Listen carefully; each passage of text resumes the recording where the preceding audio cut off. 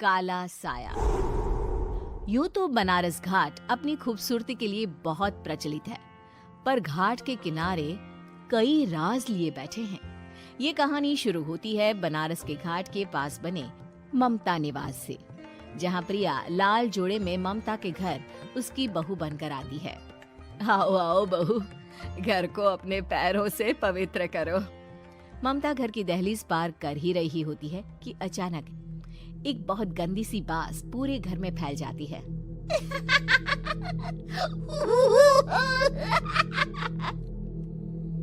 ये बदबू और ये आवाजें, ये कौन हंस रहा है माँ? अब ये पड़ोसी ना हमारे थोड़े अलग से है। कहाँ हम शाकाहारी और ये मांस मच्छी खाने वाले। छोड़, तू ध्यान मत दे और गृह प्रवेश कर। और हाँ बहू, अपनी सास की एक बात हमेशा याद रखना, इन पड़ोसियों से तो कभी बात नहीं करेगी। अच्छे लोग नहीं है ये। अपनी सास की ये बात मानेगी ना बेटा? हाँ माँ, जो आपकी मर्जी, मैं उनसे बात नहीं करूंगी। अगले दिन प्रिया अपनी पहली रसोई बनाने रसोई घर में जाती है। ये छोटी बात तो नाक में जा रही है। एक काम करती हूँ, खिड़की खोल देती हूँ। प्रिया खिड़की खोलने जाती है। इतने जाले, लगता है इस खिड़की को कभी खोला ही नहीं गया। पर ऐसा क्यों? ओह, नॉन वेज की स्मेल आती होगी ना। 2 मिनट के लिए खोल लेती हूँ, फिर बंद कर दूंगी। प्रिया खिड़की खोलती है। खिड़की खोलते ही उसकी नजर सामने वाले घर की खिड़की पर पड़ती है, जहाँ एक लड़की खड़ी होती है। हाथों में मेहंदी, लाल रंग की साड़ी, बिल्कुल सजी धजी, मानो प्रिया की तरह ही वो भी नई नवेली बहू हो। वो प्रिया को देखकर मुस्कुराती है। हे भगवान, माँ ने तो इनसे बात करने को मना किया था। प्रिया फौरन ही खिड़की बंद कर देती है और तवे पर चढ़े रोटी की ओर देखने लगती है, पर वहाँ रोटी न होकर मछली पड़ी होती है। ये क्या? पहली ही रसोई में इतनी बड़ी गलती! हे भगवान, अब मैं क्या करूं? प्रिया बहुत डर जाती है और फौरन रसोई की सफाई करने और फिर सभी के लिए खाना बनाने लग जाती है। जब वो सबको खाना परोसती है, सब तो ठीक है, मैं बेकार में चिंता कर रही थी। हे भगवान, ऐसे ही बस अपनी कृपा बनाए रखना। रात के वक्त जब सब सो रहे होते हैं, तब प्रिया को पायल की आवाज सुनाई देती है, जिससे उसकी आंख खुल जाती है। ये पायल की आवाज कहाँ से आ रही है? प्रिया उठकर उस आवाज के पीछे छत की सीढ़ियों तक जाती है। तभी उसे बच्चे के रोने की आवाज आती है। प्रिया छत पर जाती है तो क्या देखती है?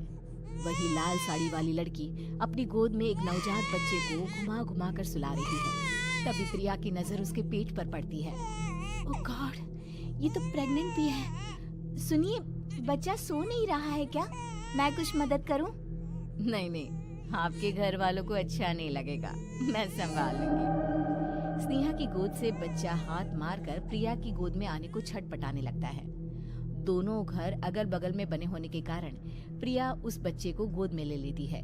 प्रिया के पास आते ही वो सो जाता है। बच्चे का वो स्पर्श रात भर प्रिया भूल नहीं पाती और अगली सुबह वो छत पर कपड़े सुखा रही होती है। तभी उसे एक औरत इशारा करके बुलाती है। स्नेहा कह रही थी बाबू तुम्हारी गोद में आते ही सो गया। मैं गौरी, स्नेहा की माँ हूँ। बहू, घर आना, बाबू को खिला भी लेना। शाम को जब घर पर कोई नहीं रहता, बच्चे से मिलने के लिए प्रिया छिपकर अपनी पड़ोसन के घर चली जाती है और कुछ देर बच्चे को खिलाकर वापस लौट आती है। इसके कुछ दिन बाद ही प्रिया को पता चलता है कि वो माँ बनने वाली है। ममता की खुशी का ठिकाना नहीं रहता।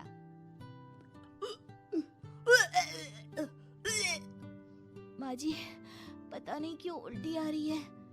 प्रिया भागती हुई वॉशरूम में जाती है तो हरे और लाल रंग की उल्टी करती है। उस उल्टी में से कीड़े निकलते हैं। ये क्या? खून और ये कीड़े! माँ! माँ! प्रिया की आवाज सुनकर ममता दौड़ कर आती है, पर बेसिन में कुछ नहीं होता। प्रिया हक्की बक्की रह जाती है। ये सब क्या हो रहा है? प्रिया घबरा जाती है और अपने कमरे में जाकर सो जाती है। डर के कारण वो इतनी थक जाती है कि उसकी आंख लग जाती है। तब उसे ऐसा लगता है उसके पेट पर मानो कोई बैठा हुआ हो। कौन हो? प्रिया के पेट पर एक 5 महीने की बच्ची बैठी हुई थी, जो बुरी तरह जली हुई थी। माँ, तुम ही मुझे लाई ना अपने पेट में। मैं तुम्हारी माँ नहीं हूँ। कौन हो तुम? माँ, देखो मैं जल गई बुरी तरह से। 6 महीने पेट में रहने को भी मुझे नहीं मिला। सहला दो ना माँ। बचाओ, बचाओ, माँ। ममता दौड़कर कमरे में आती है। प्रिया की बातें सुनकर वो सब समझ जाती है। तू कहीं बगल वाले घर में तो नहीं जाकर आई ना बहू? मुझे माफ कर दो, मैं गई थी माँ। उस घर में सब मरे हुए हैं बहू।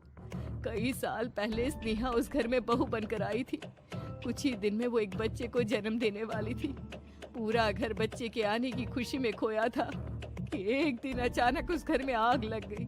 सब बुरी तरह जलकर मर गए। गौरी आज भी दादी बनने का इंतजार कर रही है और इसीलिए स्नेहा ने अपना अजन्मा बच्चा तुम्हारी कोख में डाल दिया।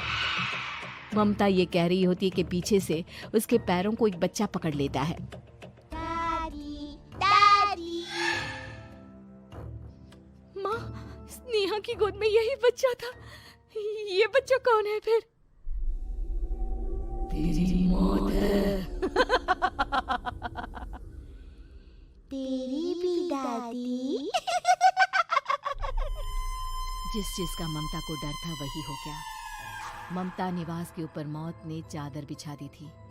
प्रिया का पेट ऐसे बढ़ जाता है मानो 9 महीने का हो।